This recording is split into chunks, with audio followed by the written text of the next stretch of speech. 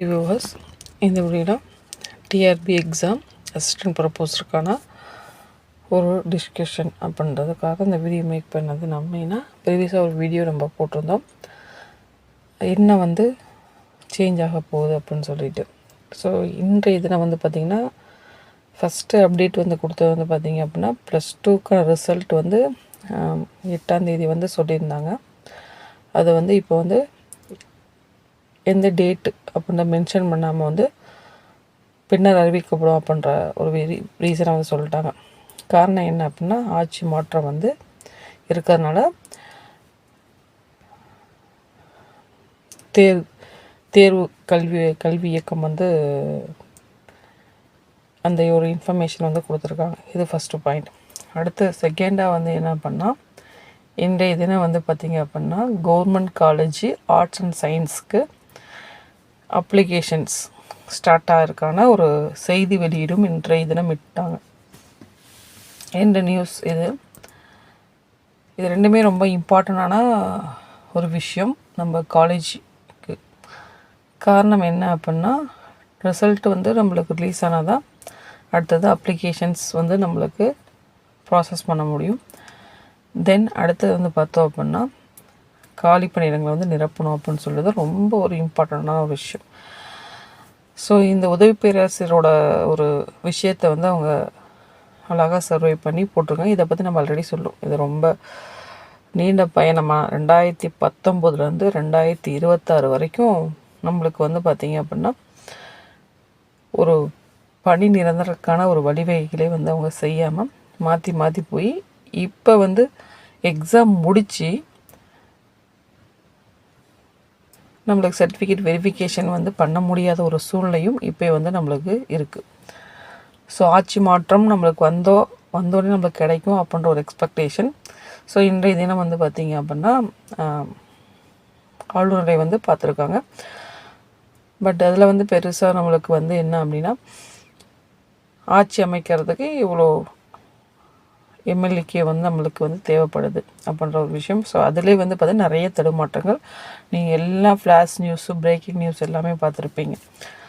So நாளை தினம் பதவியேற்கிறாங்க அப்படின்ற ஒரு விஷயம். பட் அதை மாறிடுச்சு அப்படின்னு சொல்லி நிறைய தகவல் ஷேர் பண்ணிகிட்ருக்காங்க.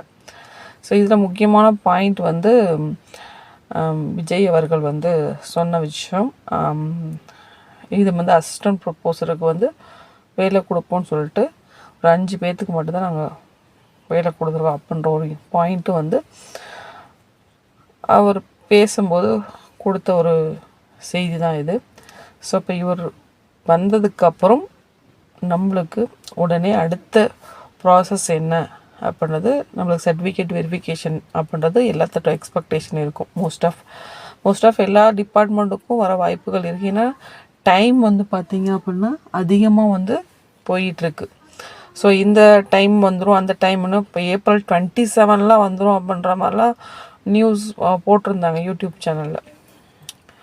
பட் அதை கரெக்டாக நம்மளால் ப்ரெடிக்ட் பண்ண முடியாது. ஏன்னா மாற்றங்கள் மாறிக்கிட்டே தான் இருக்குது இப்போ இருக்க சூழ்நிலை, இன்றைய சூழ்நிலை. ஸோ இந்த உதவி பேராசிரியர் அவலநிலை பார்த்தீங்கன்னா நிரந்தர பணியாளர்கள் நிரப்ப. ஸோ கெஸ்ட் லெக்சரில் தான் அப்போலேருந்து கெஸ்ட் லெக்சரில் தான் நம்ம கொடுத்துருக்காங்க. ஸோ இப்போ பார்த்திங்கன்னா ஒரு ஸ்டேட் கவர்மெண்ட்டில் பார்த்திங்க அப்படின்னா எதுக்கு ஹையர் எஜுகேஷன் டிபார்ட்மெண்ட்டு நம்மளுக்கு அப்படின்னு சொல்லிட்டு, ஸோ அதே ஒரு எக்ஸாம் கிட்டத்தட்ட ஒரு 2-3 டைம் கால்ஃபர் பண்ணி என்ன பண்ணிட்டாங்க, நிறுத்திட்டாங்க. ஸோ மீண்டும் நம்மளுக்கு வரும்போது நம்மளால் கரெக்டாக ப்ராசஸ் பண்ண முடியல. ஆட்சி எலெக்ஷன் வந்துருச்சு, அடுத்து ஆட்சி மாற்றம் நம்மளுக்கு வந்துருச்சு. அந்த ஆட்சி மாற்றம் வந்ததுக்கப்புறம் என்ன நடக்கும், என்ன நிகழ்வும் அப்படின்னு தான் எல்லாத்தோட எக்ஸ்பெக்டேஷன். என்ன பண்ணுவாங்க அப்படின்னு சொல்லிட்டு. ஸோ இந்த ஒரு பாயிண்ட் ரொம்ப இம்பார்ட்டன்ட். அடுத்தது என்ன இருக்கும் அப்படின்னு சொல்லி எல்லாத்தோட எக்ஸ்பெக்டேஷன் என்ன பண்ணுவாங்க அப்படின்னு சொல்லி கண்டிப்பாக ப்ரீவியஸாக எக்ஸாம் கொடுத்து இந்த பாயிண்ட்டை அவங்க மென்ஷன் பண்ணி சொல்லியிருக்கிறனால கண்டிப்பாக நம்மளுக்கு உடனே இதுக்கான ப்ராசஸ் அடுத்தது நம்மளுக்கு வரும். அடுத்த டிபார்ட்மெண்ட்டு கிட்டத்தட்ட ஒரு 16 சப்ஜெக்ட் நம்ம மென்ஷன் பண்ணி சொல்லியிருந்தோம். பட் அதோட எவாலுவேஷனும் கம்ப்ளீட்டடாக அடுத்த 3rd ஸ்டேஜுக்கான ஒரு எவாலுவேஷன் கண்டிப்பாக நம்மளுக்கு போக வாய்ப்பு இருக்குது, போயிருக்கும். முக்கியம். ஸோ அதுக்கான ப்ராசஸ் வந்து என்ன நடக்குதுன்னு தெரியல.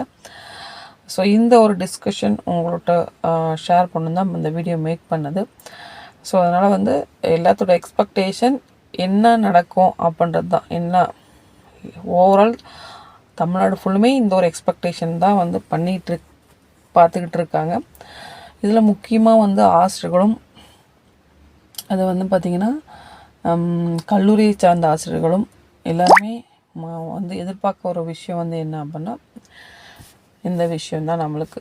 அடுத்து வந்து ஃபஸ்ட்டு இது வந்து நம்மளுக்கு இந்த ஒரு இது நம்மளுக்கு வருமா, இதில் டிஆர்பியில் வந்து பார்த்திங்க அப்படின்னா இப்போ இருக்க இன்சார்ஜை வந்து மாற்றிட்டு அடுத்தது மாற்றுறாங்களா, என்னென்ன மாற்றங்கள் கொண்டு வர போகிறாங்க அப்படின்றது தான் எல்லாத்துக்கும் எக்ஸ்பெக்டேஷனாக இருக்குது.